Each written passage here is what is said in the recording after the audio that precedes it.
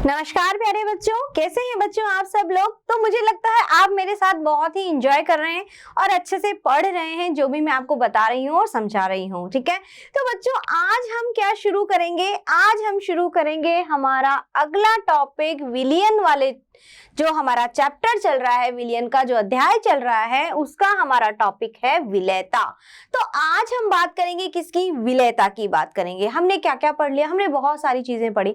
हमने विलियन के प्रकार देख लिए, हमने अलग अलग सांद्रता के पदों के बारे में जाना, यानी सांद्रता कैसे निकाली जाए, उसकी कैसे गणना की जाए, ये सब हमने देख लिया। अब हम क्या पढ़ेंगे, अब हम पढ़ेंगे विलेयता। क्या पढ़ेंगे, विलेयता। अब विलेयता को जानने से पहले सबसे ज्यादा इंपॉर्टेंट चीज क्या है बच्चों, तो विलेयता को समझने से पहले मैं सबसे पहले आपको बताना चाहूंगी किसके बारे में, विलियन के बारे में। किसके बारे में, विलियन के बारे में। ठीक है, अब विलियन तो हम पढ़ चुके हैं, आप कहोगे बिल्कुल पढ़ चुके हैं। विलियन में हमने क्या पढ़ा था, विलियन में हमने अलग अलग प्रकार के विलियन पढ़े थे। कौन कौन से, गैसीय, द्रवीय और ठोस, यानी कि गैसीय विलियन, द्रवीय विलियन और ठोस विलियन। अब यहाँ जब हम विलेयता की बात करेंगे बच्चों, तो इसमें हम पढ़ेंगे किसको, द्रवीय विलियन को। किसको पढ़ेंगे, द्रवीय विलियन को। ठीक है, चलो अब द्रवीय विलियन कौन सा विलियन था, सोचो थोड़ा सा। बिल्कुल सही समझ रहे हैं और सही सोच रहे हैं आप लोग। द्रवीय विलयन का मतलब है जहां पर विलायक क्या है, द्रव। विलायक क्या है, द्रव, और विलय हम अलग अलग बदल रहे हैं। ठीक है, तो वही हमारा क्या होता है, द्रवीय विलयन। ठीक है, चलो अब देखो द्रवीय विलयन हमारे कौन कौन से प्रकार का है।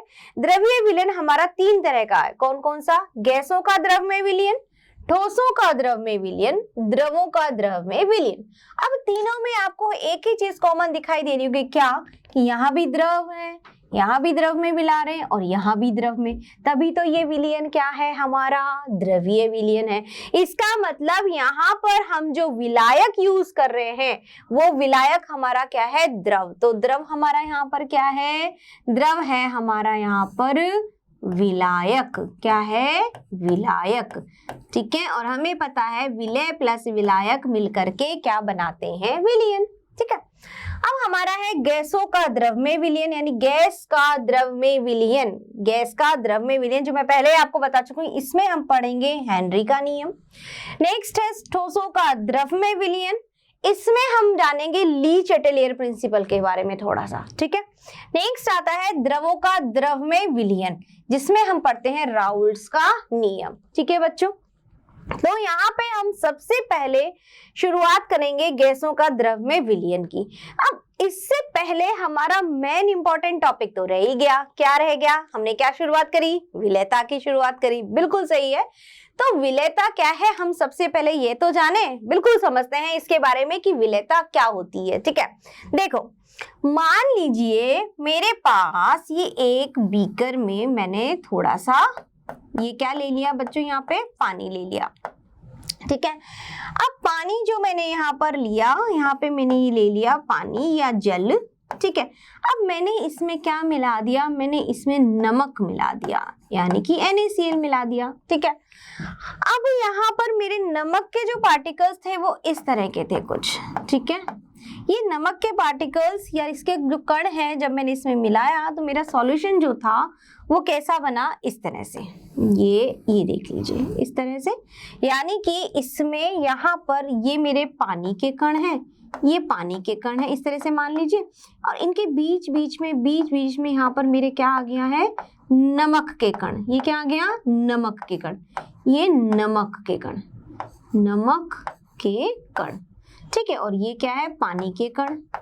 ठीक है, तो इस तरह से आपने क्या देखा कि देखो मैं जिसमें नमक डाल रही हूँ, है ना, नमक डालने के बाद में उसके जो कण है वो इसके अंदर आ रहे हैं, किस में आ रहे हैं, पानी में आ रहे हैं। यानी पानी के कणों के बीच में जहां जहां जगह मिली वहां वहां जाकर के नमक के कण आराम से वहां जाके वो बैठ गए।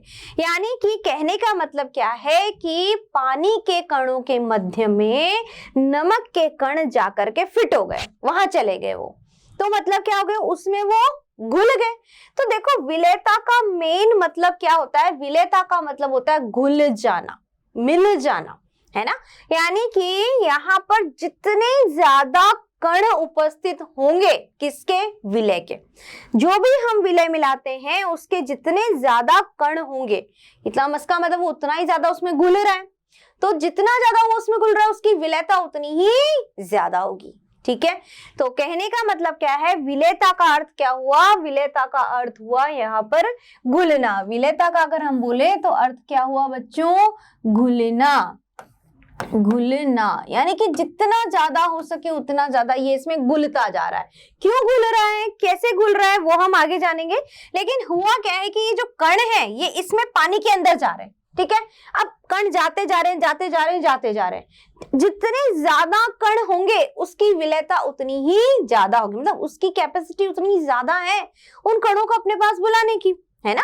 और वो कण जो है उसमें आराम से वहां पर रह रहे हैं, यानी कि वापस जो नमक के कण है वो पानी के कणों में आराम से जाकर के व्यवस्थित हो गए। तो कहने का मतलब क्या हुआ कि यहाँ पर विलेयता उतनी ज्यादा होगी जितने ज्यादा ही विलेय के कण होंगे।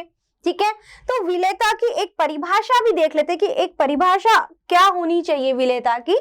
तो विलेयता का मतलब होता है विलायक की एक निश्चित मात्रा में किसी निश्चित ताप पर घुलित विलेय की अधिकतम मात्रा को उस ताप पर विलेय पदार्थ की विलेयता कहते हैं। ठीक है, क्या मतलब हुआ इसको, विलायक की एक निश्चित, यानी ये पानी है, इसकी एक निश्चित मात्रा ले ली, एक टेम्परेचर हमने फिक्स रखा, ताप हमने चेंज नहीं किया है कुछ भी, है ना, जो नॉर्मल रूम टेम्परेचर है, जो भी नॉर्मल एक टेम्परेचर हमने दिया है इसको। ठीक है, इस पर हमने घुलित विलेय, एक विलेय हमने नमक डाल दिया।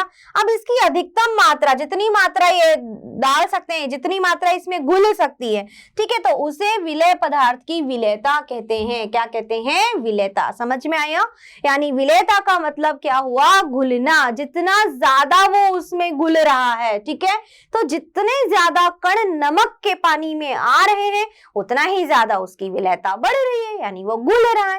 तो मोटा मोटा तौर से एक तरह से विलेयता का में एक रख लो आप कि विलेय का मतलब घुलना, विलेयता मतलब घुल रहा है, इसमें जैसे इंग्लिश में होता है सॉल्युबिलिटी।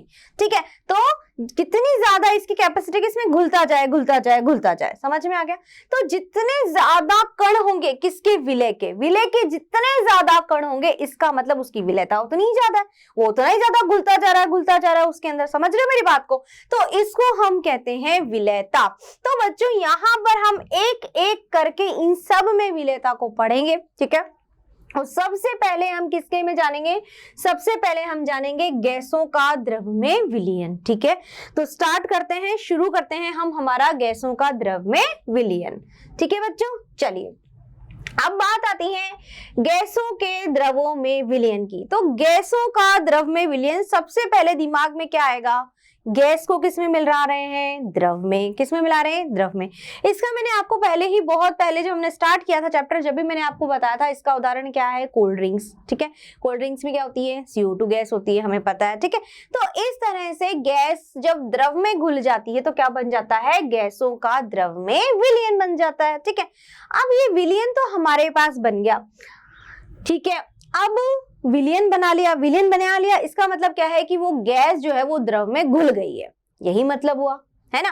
अब देखो यह किस पर निर्भर करती है, इस पर निर्भर करता है ताप का प्रभाव। सबसे पहले ताप पर क्या होता है, ताप के बढ़ने पर किसी गैस की द्रवों में विलेयता घटती है। अब ये कैसे हो गया भैया, ताप बढ़ाया तो विलेयता तो बढ़नी चाहिए थी, घट कैसे गई, हम तो यही सोचेंगे, है ना। देखो ताप के बढ़ने पर गैसों की द्रवों में विलेयता, किसको मिला रहे हैं, गैस को मिला रहे हैं। किस में मिला रहे हैं, द्रव में मिला रहे हैं। लेकिन अब ऐसा क्या हुआ कि जो है इसकी विलेयता घट गई। विलेयता घटने का मतलब क्या हुआ, विलेयता घटने का मतलब हुआ कि ज्यादा कण थे, ज्यादा कण होंगे तो विलेयता ज्यादा होगी, कण कम होंगे विलेय के, इसका मतलब विलेयता कम होगी। तो अब हुआ क्या वो देखते हैं। देखिए हमने क्या किया, 2 बीकर लिए, यहाँ पे दिख रहे हैं आपको, यहाँ पे ये जो बीकर है यहाँ पे आपको दिख रहे हैं, ये जो पार्टिकल्स हैं, ये जो कण हैं वो किसी गैस के हैं, है ना। ये कण किसके हैं, ये कण हमारे जो है वो गैस के कण है। ठीक है, ये कोई गैस के कण है। अब क्या किया, ये एक नॉर्मल टेम्परेचर पे, ठंडे पे है। अब मैंने इसको क्या किया, ताप दिया, क्योंकि हम क्या पढ़ रहे हैं, हम पढ़ रहे हैं ताप का प्रभाव, कि ताप लगाने पर, ताप देने पर इसमें क्या चेंज आया, वही हमें पढ़ना है। और हम कह रहे हैं कि ताप के बढ़ने पर गैसों की द्रव्य विलेयता घट रही है। क्यों घट रही है, उसका रीजन देखें। देखो, गैस को जब भी ताप दिया जाता है, ठीक है, यानी कि इसमें यहाँ पर ये मान लीजिए, ये बीकर मैंने इस तरह से, मैं इसको ड्रॉ कर देती हूँ, ये इस तरह से, ठीक है। अब यहाँ पर क्या था, यहाँ पर ये मेरे पास में ये गैस के कण है ना, ये गैस के कण नीचे बैठे हुए हैं, ठीक है, ठीक है। ये क्या है, गैस के कण, गैस के कण है, ठीक है, गैस के पार्टिकल्स या कण है। अब मैंने इसको जैसे ही ताप दिया, मैंने इसको क्या यहाँ से क्या दिया, गरम करने पर, गरम किया है ना, गरम करने पर। अब बच्चों मैंने जैसे ही इसको ताप दिया तो क्या हुआ, ताप देने पर इन कणों में क्या काम करने लग गई, इन कणों में काम कर रही है गतिज ऊर्जा। क्या काम कर रही है बच्चों, गतिज ऊर्जा। यहाँ क्या काम कर रही है, गतिज ऊर्जा, यानी कि कणों को, ये गैस के कण है, ये मेरे क्या है बच्चों, ये है गैस के कण। ये गैस के जो कण है, मैंने इनको गर्म किया, और गर्म करने पर ये जो कण है, ये कण जो है उनमें गतिज ऊर्जा हो गई, और गतिज ऊर्जा में क्या हुआ, मूवमेंट शुरू हो जाएगा, है ना। और हमें पता है कि जो गैस के पार्टिकल्स होते हैं वो बहुत जल्दी मूव करते हैं, यानी कि हमने इसको गर्म किया, गर्म करने पर ये पार्टिकल्स कहाँ जाना शुरू कर देंगे, ऊपर जाना शुरू कर देंगे ना, ठीक है। तो जब ये ऊपर की तरफ जाना शुरू कर देंगे ये कण, तो दैट मीन्स कि यहाँ पर कण कम हो गए, यहाँ पे कण देखो, यहाँ दिख रहा है आपको, आराम से जब हमने इसको गर्म किया तो यहाँ पे ये कण ऊपर की तरफ जाना शुरू कर दिया। जब ये ऊपर की तरफ जाने लगे तो यहाँ पर क्या हो गए, यहाँ पर कणों की संख्या कम हो गई, यानी कि विलेय के जो कण थे, जो यहाँ पर हमें मौजूद थे, प्रेजेंट थे, हमने क्या किया, हमने ताप बढ़ाया। ताप कैसे बढ़ाया, हमने गर्म किया। जब गर्म किया तो क्या देखा कि ये जो गैस के कण हैं, गैस के कण वैसे फटाफट कैसे क्या होने लगे, बाहर जाने लगे, ऊपर की तरफ जाने लगे, तो यहाँ पर कम हो गए। जब यहाँ पर कम हो गए तो इसका मतलब इसकी विलेयता क्या हो गई है, विलेयता कम हो गई है, विलेयता कम हो गई है, ठीक है। देखो इसका एक और एग्जांपल देते हैं। कोल्ड ड्रिंक्स होती हैं, हम पीते हैं, बहुत अच्छी लगती है ना, CO2 गैस उसमें होती है, ठीक है। अब आपने क्या किया, उस कोल्ड ड्रिंक को थोड़ी देर के लिए बाहर छोड़ दिया, ध्यान नहीं दिया, टेम्परेचर चेंज कर दिया उसका, तो अपने आप टेम्परेचर चेंज हो रहा है ना, हमने क्या, वो तो ऑलरेडी चेंज हो रहा है। यानी कि फ्रिज में रखते हैं हम उसको, ठंडी आप शॉप से लेके आते हो, जब कोल्ड ड्रिंक कैसी होती है, एकदम चिल्ड होती है, बड़ी अच्छी लगती है ना। आपने उसको घर में यूं ही छोड़ दिया, ध्यान नहीं दिया, बाहर रख दिया कि अरे आराम से पियेंगे, थोड़ा भूल गए, ध्यान नहीं रहा, पढ़ने लग गए। थोड़ी देर बाद में क्या हुआ कि घंटे 2 घंटे बाद में आप देखोगे, उसके बाद में क्या होगा, धीरे धीरे वहां पर उसका जो टेस्ट है वो चेंज हो रहा है ना। आप उसको जब टेस्ट करोगे तो टेस्ट चेंज हो जाएगा। क्यों चेंज हो जाएगा उसका टेस्ट, उसका रीजन है कि उसमें जो CO2 गैस भरी हुई थी, ताप क्या हो गया, बढ़ गया धीरे धीरे। जब ताप बढ़ा तो आपने उसको खोल रखा था, पहले से 1-2 घूंट पी, आपने रख दिया। अब क्या हुआ कि उसके बाद में वो कण वहां से बाहर निकलना शुरू हो गए, किसके, गैस के, क्योंकि गैस है किसमें, द्रव में, गैस के कण बाहर निकल गए। अब वो क्या होने लग गई है, वो धीरे धीरे कैसी हो गई है, बिल्कुल टेस्टलेस, यानी कि उसमें से CO2 भी निकल गई है। एक तो पहला रीजन ये, दूसरा उसका टेस्ट जो था CO2 की वजह से ठंडी चिल्ड थी, हमें अच्छी लग रही थी। अब क्या हुआ कि ताप मिल गया उसको, नॉर्मल टेम्परेचर हो गया है ना, तो ताप मिल गया उसको, ताप मिलने पर उसके कण वहां से चले गए, तो विलेयता, उस CO2 की विलेयता किसके अंदर, उस द्रव के अंदर, यानी कौन से द्रव में, जो भी हम कोल्ड ड्रिंक पी रहे हैं ना, तो उसके अंदर उसकी विलेयता क्या हो गई, कम हो गई। क्या हो गई, कम हो गई। तो कहने का तात्पर्य ये है, मीनिंग ये है कि ताप बढ़ाने पर जो गैस होती है वो उसके कणों पर उठने लगते हैं, है ना, वाष्प बनने लग जाती। भाई गैस है, हीट करोगे, टेम्परेचर दोगे तो क्या किस में परिवर्तित होगी, वाष्प में, ठीक है। और धीरे धीरे वहां पे कण कम हो जाएंगे।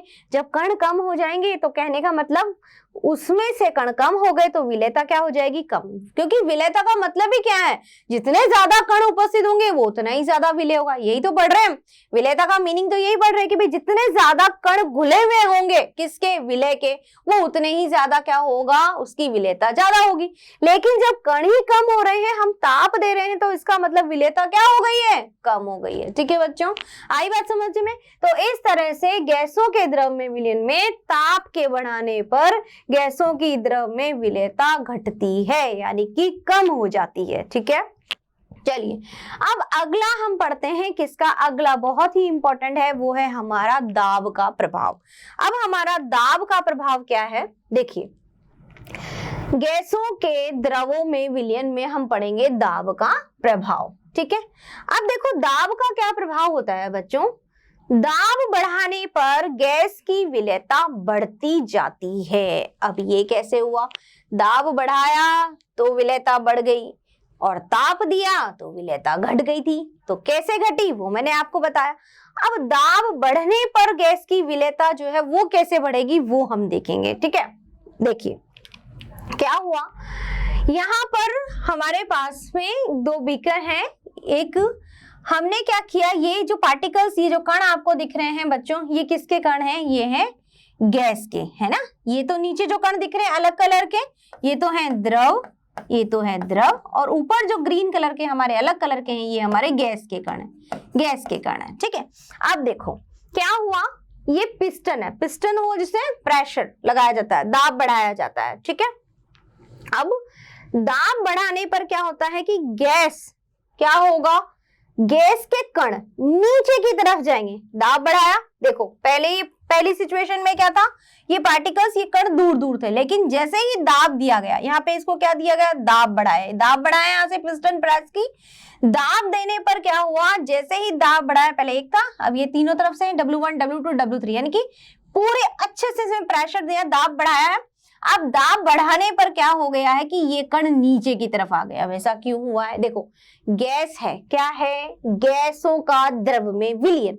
तो गैस कैसी होती है बच्चों, गैस होती है संपीड्य। हमको पता है कि गैस में कौन सा गुण पाया जाता है, संपीड्यता का गुण, जो मैं आपको बहुत पहले मैंने ठोसों में पढ़ाया था कंपैरिजन करते हुए गैस के साथ, कि गैस कैसी होती है, संपीड्य, यानी कि उनके मध्य बहुत अच्छा सा गैप होता है, स्थान होता है। तो जब हम इसको कंप्रेस करते हैं यानी दबाते हैं, तो संपीड़न का मतलब क्या होता है, प्रेस कर रहे, दबा रहे, तो कण कैसे आएंगे, बिल्कुल पास आने लग जाएंगे।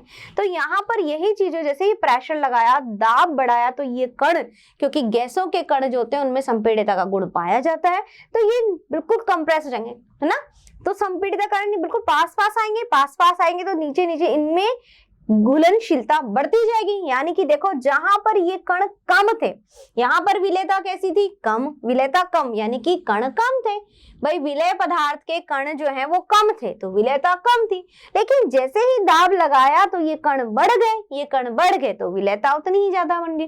जैसे कि जो सोडा वाटर बनता है, सोडा वाटर बनाई जाती है बॉटल जब, तो उसमें क्या किया जाता है, दाब ही तो लगाया जाता है, और जितना ज्यादा दाब लगाकर उसमें CO2 गैस भरी जाती है। ठीक है, तो उसमें क्या होता है कि जितनी ज्यादा CO2 उसमें घुलती जाती है, उतना ही ज्यादा कैसा बनता जाता है, चिल्ड, अच्छा बिल्कुल बढ़िया कोल्ड ड्रिंक बनती है, बढ़िया सोडा वाटर बनता है। लेकिन यहाँ पर क्या हुआ है, हमने, अब ऐसा क्यों हुआ है, ऐसा इसलिए हुआ क्योंकि दाब बढ़ाने पर जो कण है वो नीचे की तरफ जा रहे हैं, यानी कि इसमें मिलते जा रहे हैं। किसमें मिल रहे हैं, विलायक में।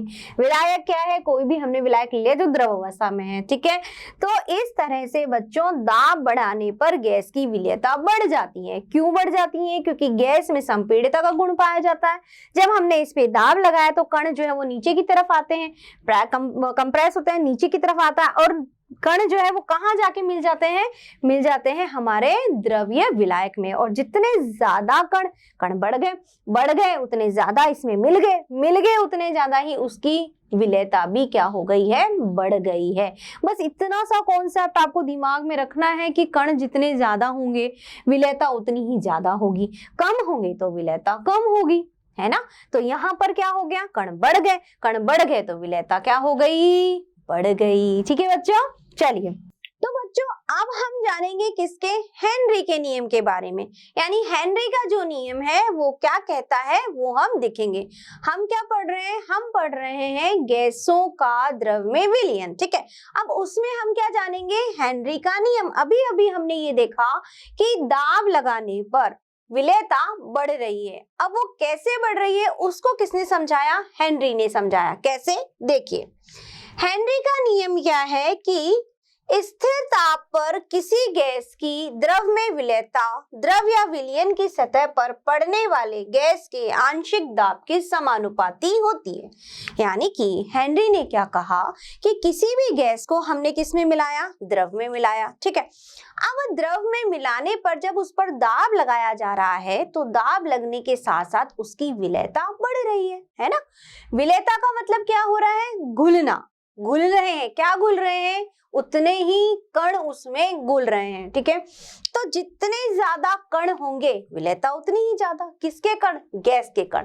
तो द्रव में गैस के कण जितने ज्यादा होंगे उसकी विलेयता उतनी ही अधिक होगी, यही देखा हमने, ठीक है।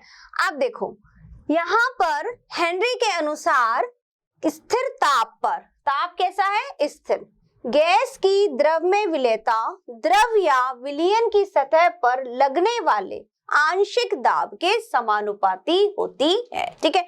तो हेनरी का नियम हमें क्या बताता है, हेनरी का नियम हमें गैसों यानी कि द्रव में गैस की विलेयता पर दाब के प्रभाव को बताता है। यानी कि किस तरह से जब गैस द्रव में डाली जाती है और हम जब उस पर दाब लगाते हैं तो दाब लगाने पर क्या होता है, उसकी विलेयता बढ़ रही है, ठीक है।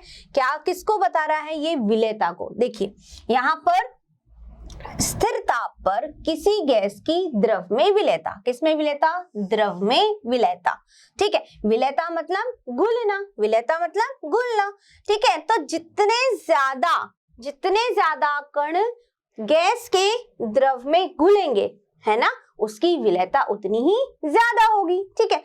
अब क्या किया इन्होंने, ये बताया कि इस विलेयता को उन्होंने किस तरह से एक फॉर्मूले में रखा, एक सूत्र क्या बनाया उन्होंने, ये लिखा कि दाब जो है वो विलेयता, यानी कि विलेयता विलयन की सतह पर लगने वाले दाब के समानुपाती है। विलेयता किसके समानुपाती है, दाब के, ठीक है। ये हमने लगाया दाब, ये दाब है, ठीक है।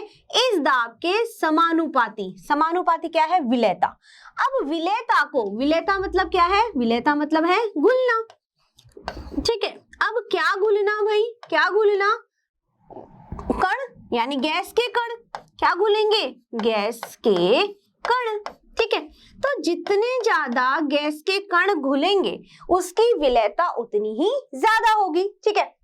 अब देखो यानी कि अब ये विलेयता किसके समानुपाती हुई, दाब के। अब हेनरी ने यहाँ पर विलेयता को किस टर्म में लिया, क्या लिखा यहाँ पर जो हम एक्सप्रेस कर सकें या बता सकें, तो यहाँ पर उन्होंने विलेयता को लिया मोल अंश के रूप में, किसके रूप में, मोल अंश या मोल प्रभाज, किसके रूप में लिया बच्चों,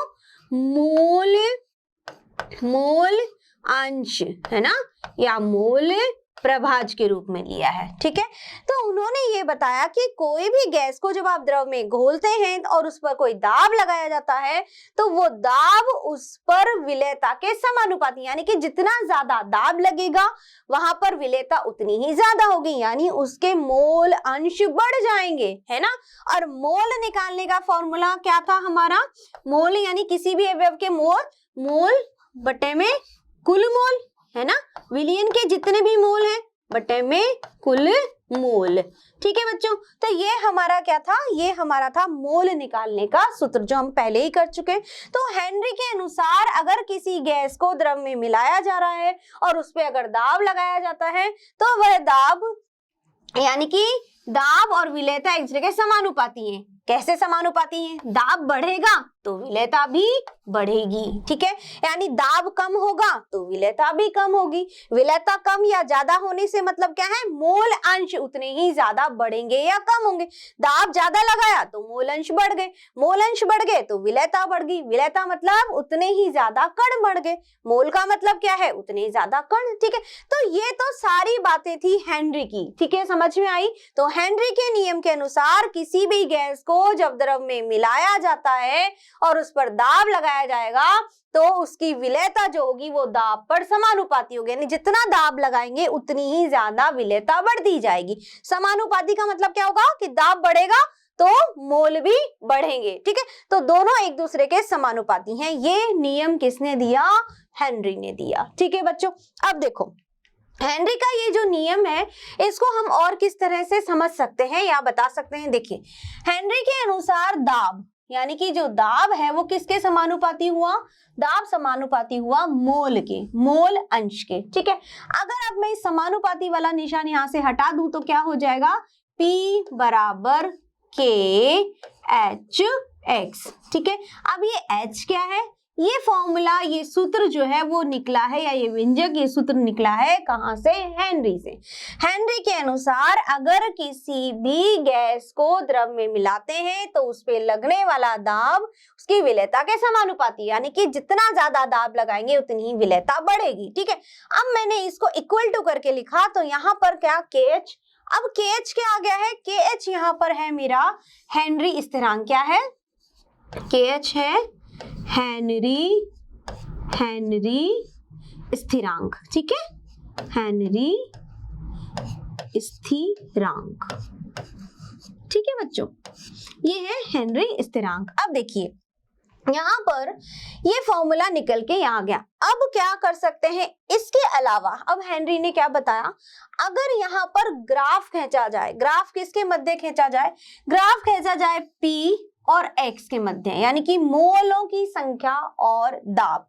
ठीक है, इसको किस पे लिया, इसको ले लिया Y एक्सिस पे। ठीक है, और इसको ले लिया X एक्सिस पे। ठीक है, अब दोनों का ग्राफ बनाया गया है। क्या हुआ, अब इसको यहां देख लेते हैं एक बार। ये ग्राफ जो बनेगा इसका वो इस तरह से बनेगा। देखिए, सीधी लाइन, ठीक है, ये स्ट्रेट लाइन, यहाँ पे एक दूसरी स्ट्रेट लाइन। ठीक है, यानी ये क्या है बच्चों, ये है P यानी कि दाब, और ये क्या है, मोलों की संख्या X। ठीक है, ये X एक्सिस है यहाँ पे, ठीक है, और ये Y एक्सिस है। ठीक है, यानी Y एक्सिस पे क्या ले लिया, P दाब, X एक्सिस पे क्या ले लिया, मोलों की संख्या। अब यहाँ पर जो है ये कह रहा है यहाँ से ये है 0, ये है 0। अब ये कह रहा है कि दाब बढ़ेगा तो X भी बढ़ेगा, यही है नियम, यानी दाब बढ़ रहा है। यहाँ से 0 से स्टार्ट हो रहा है, 1 2 3 4 मान लीजिए। ठीक है, इसी तरह से यहाँ पर ये स्टार्ट हो रहा है 1 2 3 4। तो अगर यहाँ पे मैं कह रही हूँ ये भी बढ़ रहा है, ये भी बढ़ रहा है, इसके बढ़ने के साथ ये बढ़ेगा, तो मुझे जो स्लोप मिलेगा, जो ढाल मिलेगी, वो मुझे किस तरह से मिलेगी, वो इस तरह से मिलेगी। यहाँ पे मुझे जो मिलेगा बच्चों वो एक सीधी रेखा मिलेगी, मिल गई है ना। अब ये जो सीधी रेखा मिलेगी, ये सीधी रेखा मेरी क्या है, या जिसको ढाल बोला जाता है, ये है मेरा हेनरी स्थिरांक KH। ठीक है, क्लियर। अब यहाँ पर इस KH को मैं और कैसे लिख सकती हूँ, कैसे इसकी वैल्यू, इसका मान कैसे निकाला जा सकता है, तो बच्चों इसका मान निकाला जा सकता है इससे। ये क्या है, थीटा। क्या है, थीटा। इसको क्या लिख सकती हूँ, tan थीटा। tan थीटा, क्यों tan थीटा, क्योंकि tan थीटा बराबर क्या होता है, लंब बटे आधार, और ये क्या है, लंब, और ये क्या है, आधार। ठीक है, तो ये है लंब और आधार। तो यहाँ पर जब मैंने ग्राफ खींचा किसके अनुसार, हेनरी के नियम के अनुसार, तो हेनरी ने जो सूत्र निकाला उसके अनुसार जब हमने ग्राफ बनाया तो ग्राफ में हमने देखा कि P बढ़ रहा है तो X भी बढ़ रहा है। दैट मीन्स हमें क्या मिल रही है, एक ढाल मिल रही है जिसका मान किसके बराबर, KH, यानी क्या है, उसका मान KH है। ठीक है, अब देखो ये KH की मान कैसे, ये जो कोण बन रहा है इसको बोलेंगे थीटा कोण, जिसका मान क्या है, tan थीटा। ठीक है, अब देखो एक और बहुत इंपॉर्टेंट बात हम यहाँ पे देखेंगे, वो क्या है, देखिए x बराबर P upon KH, P upon KH। अब ये क्या है, देखो ये बहुत एक इंपॉर्टेंट चीज है। क्या है, यहाँ पर ये देखिए बच्चों, अगर KH जो है, KH अगर यहाँ पर बढ़ेगा तो X का मान घटेगा। कहने का मतलब क्या हुआ कि किन्हीं भी दो गैसों के लिए या किसी ज्यादा गैसों के लिए अगर हम बात करते हैं तो गैसों के लिए समान दाब पर, P कैसा दाब है यहाँ पर, समान दाब पर जो हेनरी स्थिरांक होता है वो मोलों की संख्या के व्युत्क्रमानुपाती होता है, ठीक है।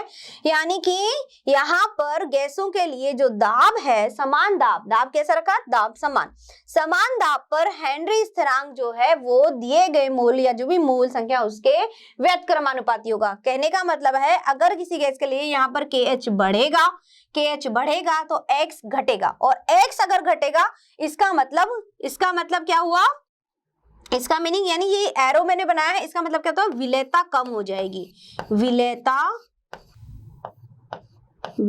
क्या हो जाएगी, कम हो जाएगी, ठीक है। तो यहाँ पर अगर KH का मान घटेगा तो X का मान क्या होगा, बढ़ेगा, ठीक है। तो समान दाब पर हम ये कह सकते हैं कि हेनरी स्थिरांक का मान बढ़ने पर मोलों की संख्या कम होगी, यानी कि विलेयता घटती है, ठीक है। और KH का मान कम होने पर विलेयता बढ़ती है, ठीक है। अब इसको देख भी लेते हैं एक बार कि ऐसा कैसे हो सकता है। देखिए, मान लो यहाँ पर मैंने कोई एक गैस ले ली, ठीक है। यहाँ पर मैंने गैस KH1 ले ली है, एक गैस और ले लेती हूँ, ठीक है। और दूसरे गैस के लिए मैंने ग्राफ बनाया इस तरह से, ये मेरा हो गया यहाँ पे KH2, ठीक है। तो दो गैसें मैंने ले ली, एक KH1 एक KH2। अब इसके लिए थीटा का मान क्या हो गया, ये इसके लिए थीटा का मान हो गया, ठीक है। अब यहाँ पर मैं जो है क्या करती हूँ, मैं यहाँ पे एक दाब फिक्स कर देती हूँ, दाब मैंने फिक्स कर दिया, ठीक है। दाब फिक्स करके मैं एक सीधी रेखा ले रही हूँ, ये ले ली मैंने सीधी रेखा। अब इस सीधी रेखा में जहां जहां ये काट रहा है, इसको यहाँ कट कर रहा है, तो यहाँ पे एक ग्राफ इसके लिए बन गया, ठीक है। ये किसके लिए बना, X2 दूसरी गैस के लिए, इस गैस के लिए क्या बना, ये X1, ठीक है। यानी कि दो गैसेस मैंने यहाँ पे ले ली हैं, एक गैस के लिए मान ले लिया यहाँ पर, ये इसको कटकर दाब मैंने फिक्स कर दिया। तो फिक्स दाब पर, समान दाब पर इस गैस के लिए X2 का मान देखो क्या होगा, ऐसे बढ़ रहा है ये। तो अगर हम कंपैरिजन करें तो किसका मान ज्यादा है, X1 का। तो X1 का मान ज्यादा है। देखो, एक गैस मान लीजिए कोई भी 1A है, ये गैस कौन सी है मेरी, यहाँ पर A गैस है। तो A के लिए, ठीक, A बराबर, तो A के लिए अगर यहाँ पर देख रहे हैं मैं, क्या हो रहा है, KH1 है ना, KH1 और KH2, ये A के लिए मेरा पास क्या क्या है, A को मान लीजिए यहाँ पे KH1 मान लीजिए, और ये मेरा θ1 है और ये θ2 है, ठीक है।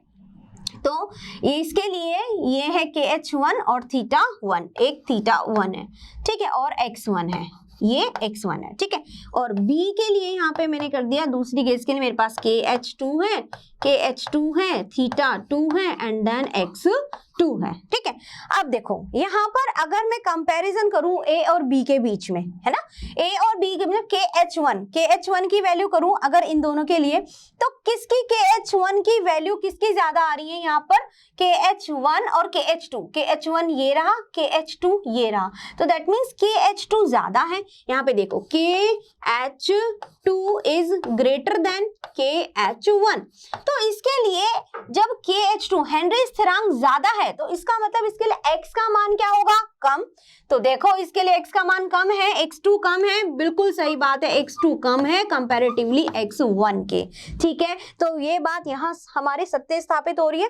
देखो, जो वही मैंने कहा कि KH का मान बढ़ेगा तो X का मान घटेगा, ठीक है ना बच्चों। तो ये था हमारा हेनरी का नियम। तो हेनरी के नियम के अनुसार क्या होगा, अगर किसी गैस को द्रव में मिलाया जाता है तो उसकी विलेयता जो है लगने वाले दाब के समानुपाती होती है। यही हमारा पूरा हेनरी का नियम है, ठीक है। चलिए अब हम बात करते हैं हेनरी के नियम के क्या क्या हमारी सीमाएं हैं, लिमिटेशंस क्या है। इसने कुछ सीमाएं भी, यानी कि सभी पर तो हेनरी का नियम लागू नहीं हो सकता है। कैसे, देखिए हेनरी के नियम की क्या क्या सीमाएं हैं।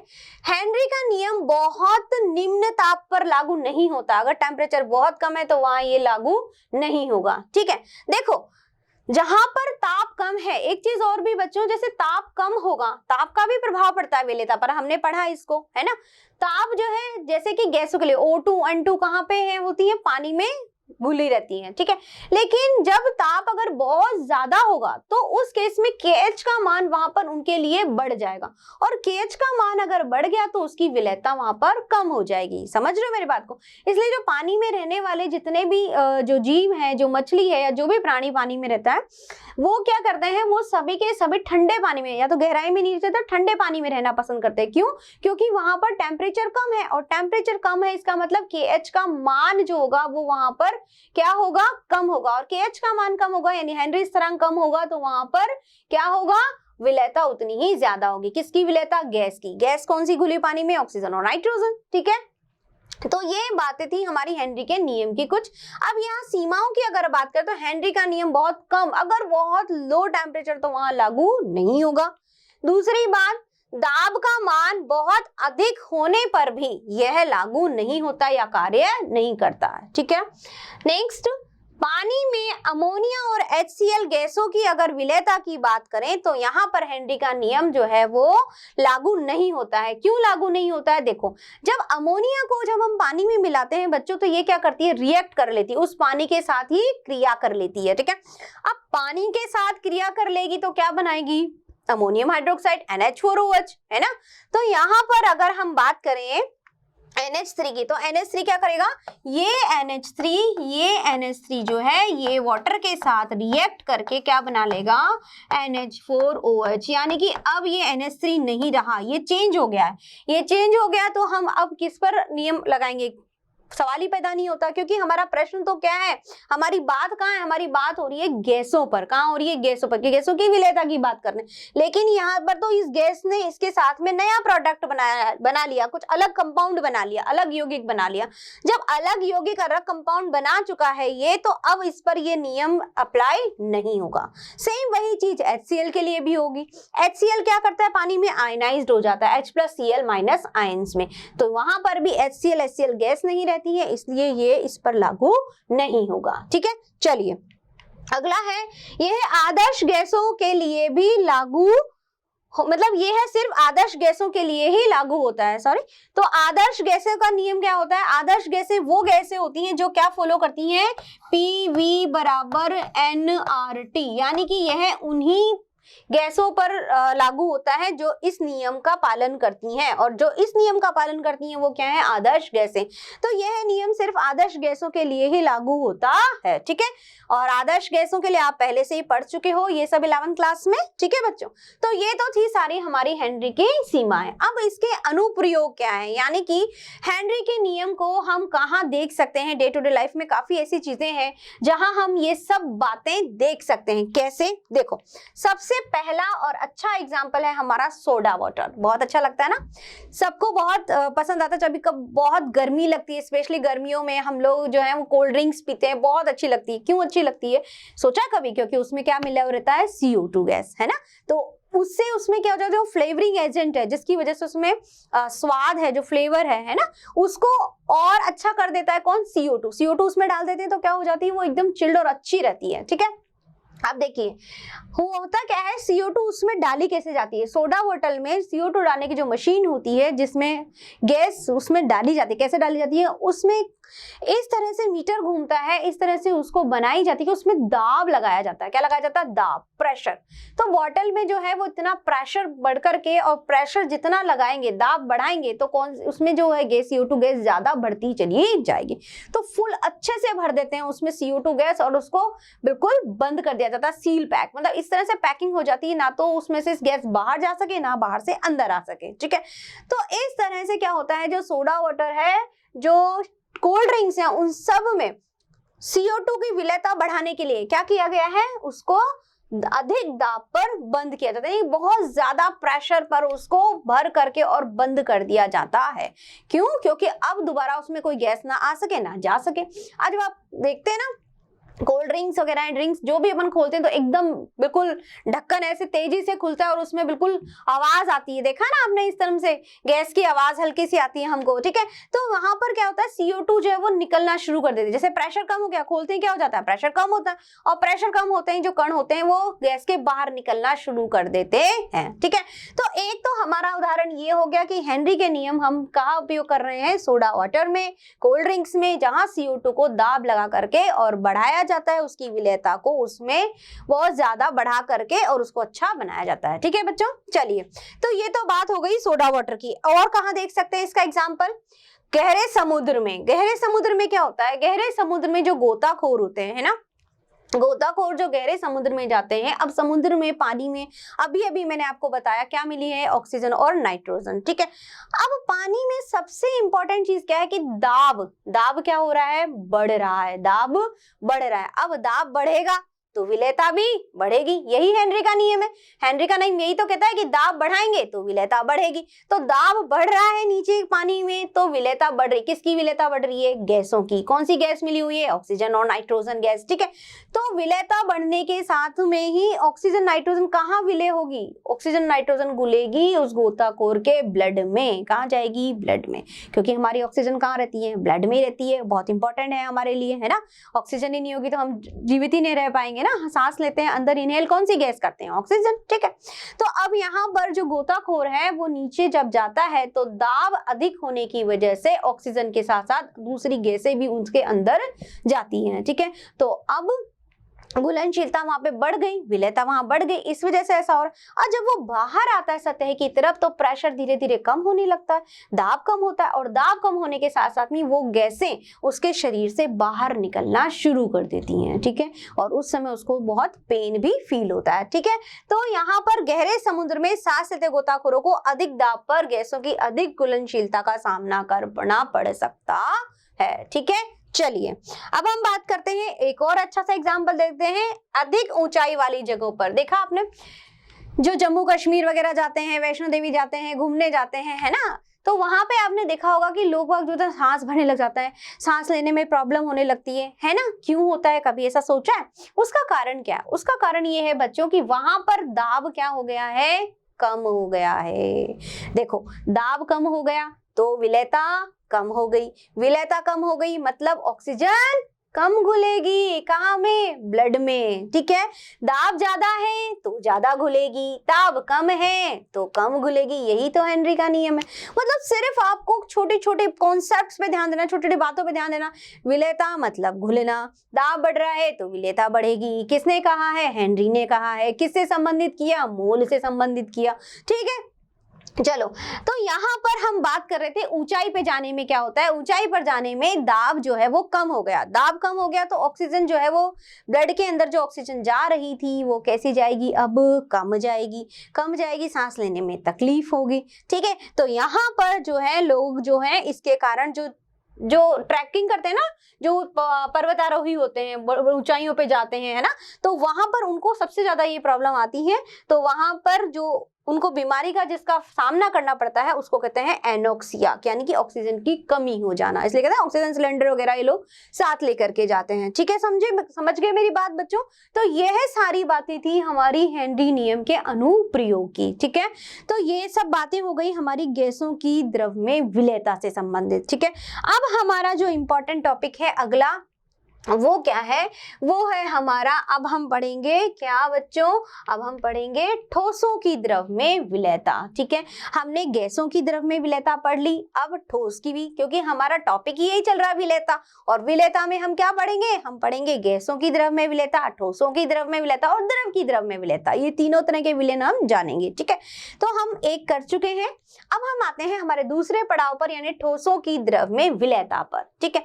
अब ठोसों की द्रव में विलेयता तो बहुत इजी एग्जांपल है, सबको पता है, शक्कर घोल दो, नमक घोल दो, ये सब हमारा क्या बन गया है, ये हमारा ठोस द्रव का विलयन बन गया, है ना। ठोस ही तो है शक्कर, नमक क्या है, ठोस है, हमने किस में डाल दिया, पानी में मिला दिया। अब देखो विलेयता यहाँ पर क्या है, निश्चित ताप पर ठोस पदार्थ के मोलों की संख्या जो 1 लीटर विलयन में घुली गई हो पदार्थ की विलेयता कहलाती है, ठीक है। या फिर इसको ग्राम पर ग्राम में भी व्यक्त कर सकते हैं, यानी कि भार प्रतिशत जो हमने पहले पढ़ा है, तो इसको हम उसमें भी व्यक्त कर सकते हैं। अब यहाँ पर ठोस पदार्थ के मोलों की संख्या, ठोस पदार्थ के कितने मोल हम डाल रहे हैं 1 लीटर विलयन में और कितना वो घुल रहा है, वो उसकी क्या कहलाती है, विलेयता कहलाती है। ठीक है बच्चों, अब देखो क्या हुआ, मान लीजिए कि एक यहाँ पर मेरे पास में कोई बीकर है, ठीक है। अब यहाँ पर ये मेरे पानी के कण हैं, इसमें क्या है, ये मेरे पानी के कण हैं, ठीक है, यानी जल है, इसके अंदर क्या है, जल है, ये जल है। अब मैंने क्या किया, मैंने यहाँ पर क्या मिला दिया, मैंने यहाँ पर मिला दी भैया शक्कर, ठीक है। अब मेरे शक्कर के कण कैसे हैं, शक्कर के मेरे ये जो कण है वो इस तरह से हैं, ये मान लीजिए डॉटेड इस तरह से, ठीक है, ये मेरे क्या है, शक्कर है, ठीक है।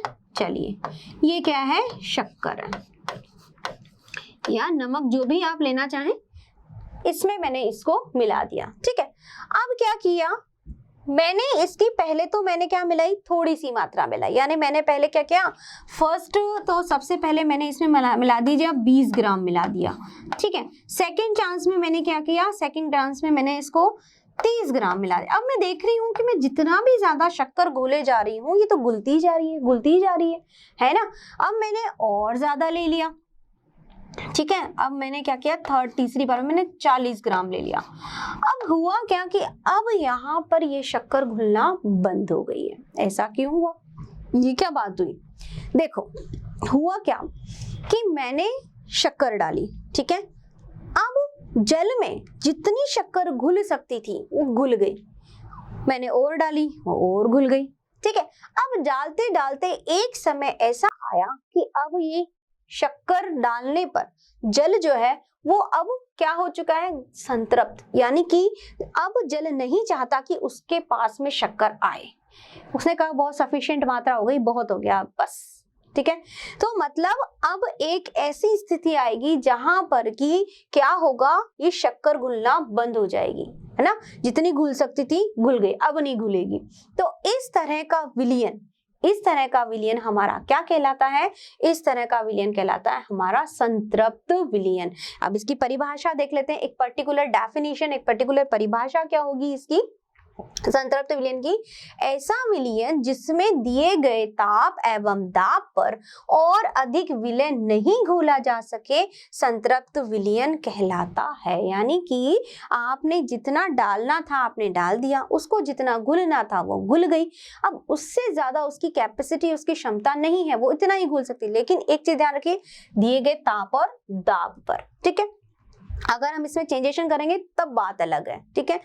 अब देखो क्या हुआ, अब इस तरह का जो विलयन बना, कैसा विलयन, जिसमें कि जितनी भी विलय पदार्थ घुल सकता था घुल गया, अब उससे ज्यादा नहीं घुल सकते, तो ऐसा विलयन कहलाता है संतृप्त विलयन, ठीक है। हम ये पूरी तरह से सेटिस्फाइड हो गया है, अब इसको जरूरत नहीं है भैया जितना लेना था, जैसे आप भूख लगती है ना, बहुत तेज खाना खाते हो, ठीक है, तो भूख लग रही है, खाना खा रहे हो, खाते जा रहे हो, अब लास्ट में क्या हो गया, अब बस अब नहीं खा सकते भैया, जितना खाना था खा चुके, अब नहीं है कैपेसिटी खाने की, अब तो आज ऐसा हो गया अभी कि शाम को भी नहीं खाएंगे, एक ही बार में इतना खा लिया है ना। तो वही चीज यहाँ पर भी है, तो ये जो विलयन है ये क्या हो गया, अब संतृप्त हो गया, अब इसमें जरूरत नहीं है, ठीक है। चलिए अब हम बात करेंगे कि ठोस जो है वो घुल रहे हैं, किसमें घुल रहे हैं, द्रव में। अब क्या कारण है कि ये जो ठोस है ये द्रव में घुल रहे हैं और कैसे घुलते हैं वो हम देखेंगे। इसका सबसे मेन और अच्छा टॉपिक है जो आपको समझना है वो है समान समान को घोलता है। समान समान को क्या घोलता है, देखो समान समान यहाँ पे है, ध्रुवीय पदार्थ ध्रुवीय विलायक में घुलेंगे, अध्रुवीय पदार्थ अध्रुवीय विलायक में घुलेंगे, यानी कि समान समान को घोलेगा। ध्रुवीय अध्रुवीय समझते हो, ध्रुवीय मतलब क्या होता है, जैसे कि यहाँ पर मान लीजिए NaCl है, NaCl है, ठीक है, NaCl को हमने किसमें मिला दिया, जल में, H2O में, ठीक है। तो यहाँ पर क्या होता है कि आंशिक धनावेश और आंशिक ऋणावेश आ जाता है, इसे ही हम कहते हैं ना ध्रुवीय पदार्थ। ध्रुवीय पदार्थ मतलब क्या होता है, जब कोई दो परमाणु आपस में जुड़े, जैसे कि Na और Cl, ठीक है, तो जिसकी विद्युत ऋणात्मकता ज्यादा होगी वो इलेक्ट्रॉनों को अपनी तरफ खींचेगा, है ना, और जो इलेक्ट्रॉनों को अपनी तरफ खींचेगा उसके ऊपर क्या आ जाएगा, ऋणावेश, और जो इलेक्ट्रॉन जिसके पास से दूर जाएंगे उस पे धनावेश आएगा। तो ठीक इसी तरह से यहाँ पर ध्रुवीय पदार्थ, तो ध्रुवीय पदार्थ को ध्रुवीय विलायक में, ये भी ध्रुवीय है, इसमें भी धनावेश और ऋणावेश आ रहा है, और H2O में भी हमें पता है कि इसमें भी H प्लस और OH माइनस बनते हैं, इसमें भी क्या होता है, देखिए ऐसे लिख सकते हैं H प्लस और OH माइनस। ठीक है, तो ये क्या है, ध्रुवीय तो ध्रुवीय में ही घुलेगा, अध्रुवीय में। अध्रुवीय का एग्जाम्पल भी देख लेते हैं, जैसे कि नैप्थलीन, नैप्थलीन जो है ये किस में घुलेगी, बेंजीन में। किस में घुलेगी, सिर्फ बेंजीन में, क्योंकि ये भी अध्रुवीय है, ये भी इधर इसमें कोई प्लस माइनस जनरेट नहीं होगा, उसमें भी कुछ भी आवेश नहीं आएगा, तो ये है सारे अध्रुवीय पदार्थ हैं। ठीक है बच्चों, अब चलो ये तो हमने देख लिया कि समान को घुलेगा, ध्रुवीय में ध्रुवीय घुलेगा, अध्रुवीय में अध्रुवीय घुलेगा, लेकिन अब ये घुलता कैसे है, ये भी बहुत इंपॉर्टेंट बात है, यानी कि समझने वाली बात है कि हमने तो डाल दिया और ये मिल गया ध्रुवीय अध्रुवीय में, लेकिन ये घुला कैसे, है ना। देखो इसको समझने के लिए यहाँ पे हम एक चीज देखेंगे। सबसे पहले हम कह रहे हैं कि ध्रुवीय में घुल रहा है। ठीक है, देखो यहाँ पर हम बात करेंगे, जैसे कि मान लीजिए NaCl, ठीक है, तो Na प्लस और Cl माइनस में, है ना, और एक तरफ हमारा है H प्लस और OH माइनस। तो देखो ये बच्चों क्या होता है, एक कंडीशन यह है कि ये आयनाइज्ड हो जाए, आयनित हो गया। ठीक है, अब ये आयनित हो गया, आयनाइज्ड हो गया, तो इसका धनावेश इसके ऋणावेश को खींचेगा और इसका धनावेश इसके ऋणावेश को खींचेगा, है ना। तो इनमें एक क्या बन गया, एक आकर्षण आ गया इनके मध्य में। ठीक है, तो इस तरह से ये आयनाइज्ड हो जाएंगे, आयनित हो जाएंगे और एक आकर्षण बंध के द्वारा उसमें घुल जाएंगे। ठीक है, अब हम अगर, या फिर दूसरा केस क्या हो सकता है, पहली बात तो ऐसे कि ये आयनित हो जाते हैं और आयनित होकर इस पे एक धनावेश इस पे ऋणावेश, ये इसको आकर्षित करेगा वो उसको आकर्षित करेगा। ठीक है, और एक दूसरे में अच्छे से ये मिक्स हो जाएंगे। ठीक है, अब दूसरी बात और क्या हो सकती है इसमें, देखो या फिर जैसे सोडियम है, इसके जो ये धनायन, इसके चारों तरफ जल के अणु आ जाएंगे। किसके अणु आ जाएंगे, इस तरह से, ये इस तरह से चारों तरफ किसके आ जाएंगे, ये जल के अणु।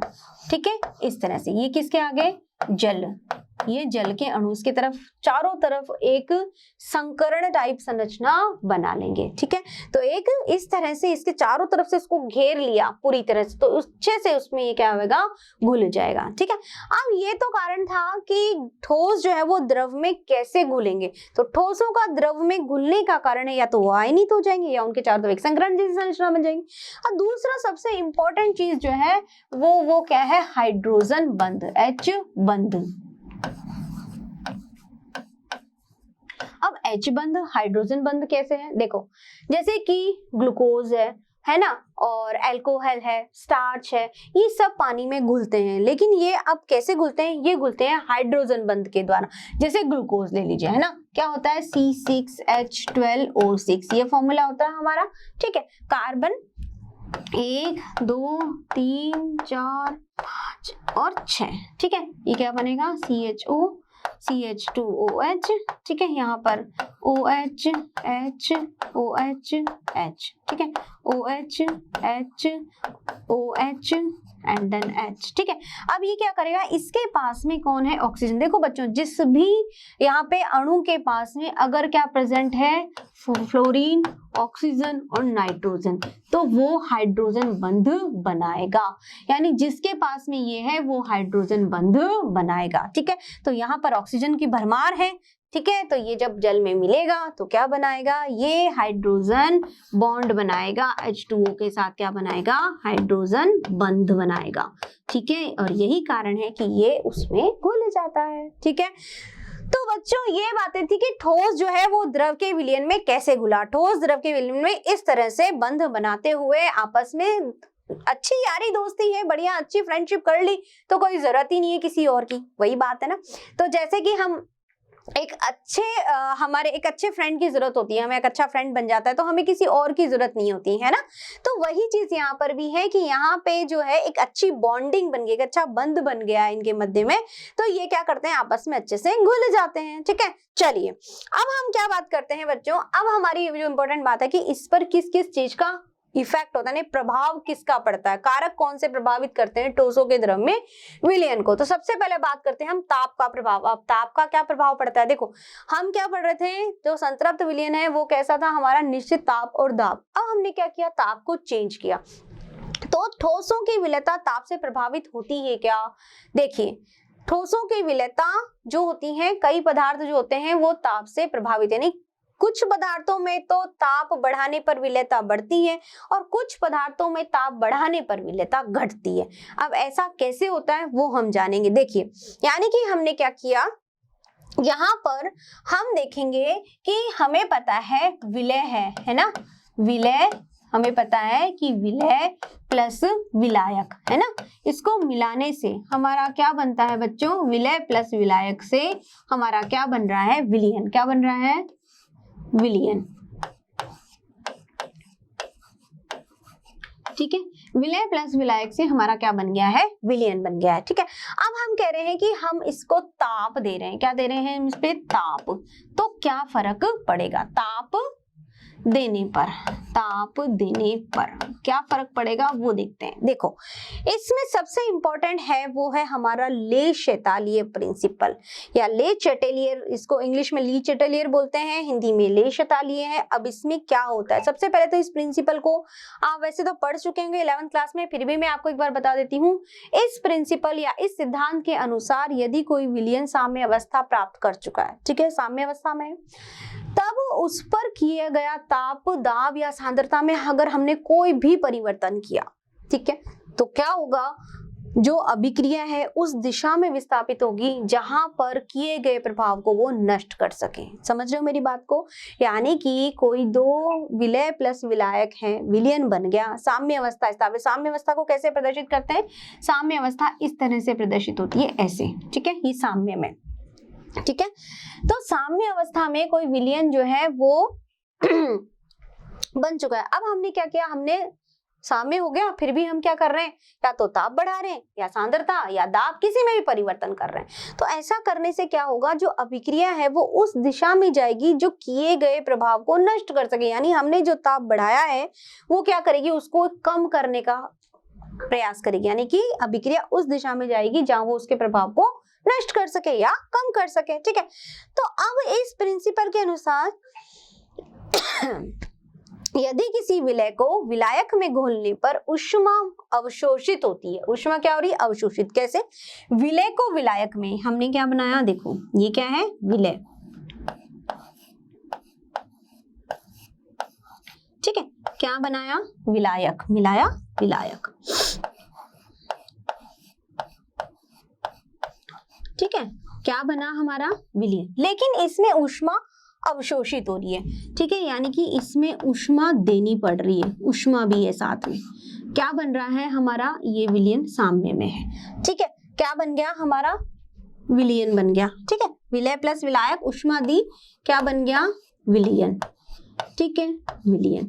ये कौन सी अभिक्रिया हुई जहां ऊष्मा देनी पड़ती है, ऊष्मा शोषी, है ना, ऊष्मा शोषी अभिक्रिया, जहां अभिक्रिया में हमें ऊष्मा देनी पड़ती है, ठीक है। अब हमने क्या किया, अब ये तो साम्य में है, लेकिन फिर भी हमने इसमें क्या दे दिया, ताप दे दिया, टेम्परेचर बढ़ा दिया, ताप दिया इसको। अब ताप देने पर क्या होगा बच्चों, ताप देने पर ये अभिक्रिया उस दिशा में जाएगी जहां इस ताप को वो कम कर सके, है ना, यानी हमेशा उसकी अपोजिट, उल्टी दिशा में जाएगी, ठीक है। यानी हमने तो ताप दिया, लेकिन ये क्या करेगी, ये ऐसा करेगी कि रिएक्शन जो है वो उस दिशा में जाए जहां पर या तो इस ताप के प्रभाव को नष्ट कर दे या इसको कम कर दे। अब कहाँ कम कर सकती है, देखो यहाँ पर तो ताप ऑलरेडी ऊष्मा मिल रही है और हम दे रहे हैं, तो यहाँ पर ज्यादा है और वहां पर क्या है, कम। तो अभिक्रिया किस दिशा में जाएगी, अभिक्रिया इधर इस दिशा में जाएगी, अग्र दिशा में जाएगी, क्यों, ठीक है। तो अग्र दिशा में जाने पर क्या हो रहा है कि विलयन बनेगा, विलयन ज्यादा बनेगा, ज्यादा बनेगा, ज्यादा बनेगा मतलब विलयता बढ़ेगी, विलयता बढ़ेगी। समझ गए मेरी बात को? यानी कि विलेय और विलायक में जब हमें ऊष्मा दी है, ऊष्मा शोषी प्रक्रम में अब हमने ताप भी दे दिया, तो ताप देने पर अभिक्रिया उसका विरोध करेगी और विरोध करने पर अभिक्रिया किस दिशा में जाएगी, जहां उस टेम्परेचर को कम कर सके, तो वो जाएगी आगे की दिशा में, यहाँ ताप नहीं है ना। तो विलेय प्लस विलायक इस ऊष्मा को यूज करके ज्यादा से ज्यादा विलयन बनेगा। ठीक है, तो विलयन जितना ज्यादा बनेगा इसका मतलब विलेयता बढ़ रही है, तो विलेयता क्या होगी, बढ़ती है। तो इसके अनुसार यदि घोलने पर ऊष्मा अवशोषित होती है तो ताप बढ़ाने पर विलेय की विलेयता बढ़ती है। ठीक है, चलिए अब दूसरा केस भी देख लेते हैं। दूसरा केस हमारा कौन सा है? दूसरा केस है, अगर मान लीजिए ऊष्मा अवशोषित होने की बजाय ऊष्मा उत्सर्जित हो, तो उसको क्या बोलते हैं अपन, ऊष्माक्षेपी प्रक्रम। क्या बोलते हैं, ऊष्माक्षेपी। तब क्या होगा, यदि किसी विलेय को विलायक में घोलने पर ऊष्माक्षेपी होगी यानी ऊष्मा मुक्त होती है, तो ताप बढ़ाने पर विलेय की विलेयता घटती है। कैसे? जैसे कि यहाँ पर ये है मेरा विलेय, ठीक है, ये है विलेय और उसके साथ में है विलायक। ठीक है, विलायक। अब यहाँ पर मेरे पास में क्या बन रहा है, विलयन बन रहा है। ठीक है, अब इस विलयन के साथ साथ ही क्या मुक्त हो रही है बच्चों, ऊष्मा मुक्त हो रही है। तब ऊष्मा मुक्त हो रही है तो ये क्या है मेरा, ऊष्माक्षेपी, ऊष्माक्षेपी प्रक्रम, ऊष्माक्षेपी। ठीक है, ऊष्माक्षेपी है, ऊष्मा रिलीज हो रही है। तो अब यहाँ पर जब ताप देने पर, यहाँ पे अगर ताप दिया, क्या होगा, ताप देने पर, अब ताप दे दिया मैंने, तो ताप देने पर क्या होगा, ताप देने पर अभिक्रिया उस दिशा में जाएगी जहां इसके प्रभाव को कम कर सके। तो इसका मतलब यहाँ तो ऑलरेडी जो है वो हीट है, एनर्जी रिलीज होगी और ज्यादा रिलीज होगी, ऐसा नहीं होगा। अब क्या होगा, इस केस में ताप अगर हमने बढ़ाया, ताप दिया, तो अभिक्रिया पीछे की दिशा में जाएगी। कहाँ जाएगी, बैकवर्ड डायरेक्शन में, यानी पीछे की तरफ जाएगी। ठीक है, अग्र दिशा में नहीं जाएगी। अब तो हमारे पास क्या ज्यादा बनेगा, विलेय और विलायक ज्यादा बनेगा। विलेय और विलायक ज्यादा बन रहा है, इसका मतलब क्या हो रहा है, विलेयता कम हो रही है, क्योंकि हमारे पास तो विलेय और विलायक ज्यादा मिल रहे हैं। विलेयता बढ़ेगी तो विलयन बनना चाहिए। अब यहाँ पर इस केस में जब ताप बढ़ाया है तो अभिक्रिया पीछे की तरफ जाएगी, और अभिक्रिया जब पीछे की तरफ जाएगी इसका मतलब ये है कि विलेयता जो है वो घट रही है। ठीक है, तो कई पदार्थों के लिए जो होता है विलेयता घटती है ताप बढ़ाने पर, और किसी पदार्थ के लिए विलेयता बढ़ती है ताप देने पर। ठीक है, डिपेंड करता है आपकी रिएक्शन कौन सी है, अभिक्रिया कौन सी, ऊष्माक्षेपी है या ऊष्माशोषी है। तो ये किसको फॉलो कर रही है, ये फॉलो कर रही है हमारे ली-शीतलीय प्रिंसिपल को, ले-शीतलीय के अनुसार। ठीक है बच्चों, चलिए अब बच्चों ये सारी हमारी बातें थी ठोसों के द्रवों में विलयन की। अब इस पर प्रभाव किसका, ताप का तो देख लिया, अब दाब का भी देख लेते हैं। दाब का प्रभाव देखिए, ठोसों के द्रव में विलेयता पर दाब का कोई प्रभाव नहीं पड़ता। क्यों, सोचो थोड़ा सा, क्यों प्रभाव नहीं पड़ता, क्या कारण होगा इसका, कुछ तो रीजन होगा। बिल्कुल सही समझ रहे हैं आप लोग बच्चों, जो गैस होती है वो तो हमने देखा कि गैस पर दाब बढ़ाने पर विलेयता बढ़ रही थी, लेकिन क्या ठोस में भी ऐसा होगा, क्या नहीं हो रहा है। क्यों नहीं हो रहा है, क्योंकि जो ठोस होते हैं वो असंपीड्य होते हैं, असंपीड्य है ना। ठोस क्या है, असंपीड्य, मतलब इनके कण ऑलरेडी बहुत पास है ना, तो इनको हम ज्यादा प्रेशर या दाब से कम पास और ज्यादा पास नहीं ला सकते, इनके बीच में कोई स्पेस ही नहीं होता, जगह ही नहीं होती है ना। तो ठोसों के द्रव में विलेयता पर कोई प्रभाव नहीं पड़ता, किसका, दाब का। क्यों नहीं पड़ रहा, क्योंकि यह असंपीड्य है, क्योंकि ठोस हमारे असंपीड्य होते हैं। ठीक है, आई होप आपको बहुत अच्छे से समझ में आया होगा बच्चों। तो अच्छे से पढ़िए, अच्छे से समझिए और जानिए। धन्यवाद।